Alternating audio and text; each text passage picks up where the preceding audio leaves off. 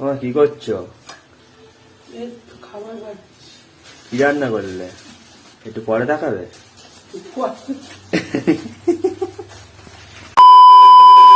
ও মা, আজ তো বৃষ্টি বৃষ্টি ওয়েদার, তো কি রান্না করলে? আজকে বৃষ্টি হচ্ছে এমনি, আর আজকে অমাবস্যা, ফল হারেনি। হ্যাঁ, কি ফল হারেনি অমাবস্যা, আজকে আচ্ছা। ফল দিয়ে তারা আমার পুজো দিতে হয়। তুমি কি রান্না করলে সেটা বলো। আর এই যে করেছে তাই জন্য নিরামিষ করেছে, আজকে ডালিয়া খিচুড়ি হয়েছে।